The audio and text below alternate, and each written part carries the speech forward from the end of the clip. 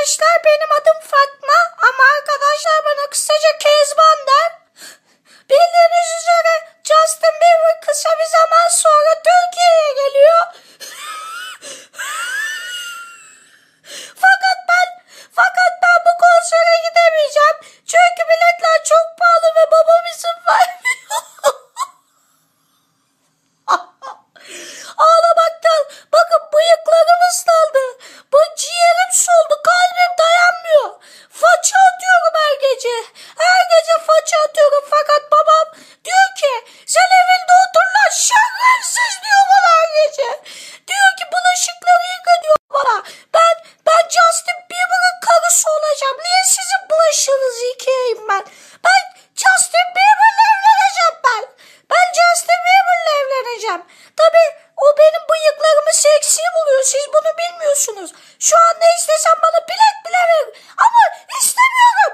Çünkü ben kendi ayaklarımın üstünde durmaya çalışan bir Kezban'ım. Lütfen arkadaşlar ben bir protesto başlatıyorum. Herkes bu protestoya katılsın. Ben yıllardır Twitter'da I love you Justin Bieber diye tweetler atan bir güzel bir genç kızım. Benim duygularımla oynanmasın. Ben Justin Bieber'ın konserine gitmek istiyorum. Devletten yardım bekliyorum. Lütfen bana bir yardım eli uzatın. Bakın Justin Bieber orada dururken biz burada Allah'ım baba dinliyoruz. Evet. Justin Bieber'ı çok seviyorum. I love you Justin Bieber. Evlenmek istiyorum onunla. Evleneceğim zaten. Zaten Justin Bieber'ın anası babası buna razı olur eminim. Çünkü ben bir ev hanımıyım. Bulaşığım yok. Ama konserine gidemeyeceğim. Bulaşık yıkayacağım o gün ben evde. Ama biliyorum ki Justin Bieber o şarkıları söylerken hep beni düşünecek. Çünkü ben onun Kezban'ıyım. Dünyanın en güzel Kezban'ı benim ona göre.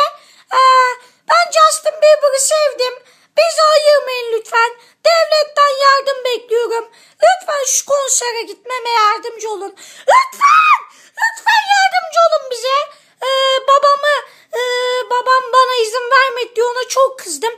Her gece bıyıklarımı tıraş etmeyerek onu protesto ediyorum evde. Ama önemli olan zaten bu değil. Bu bıyıklar. Hiçbir zaman tıraş olmayacak. Hem babama kızdım. Bakın kulaklarım. Justin Bieber bana aşık.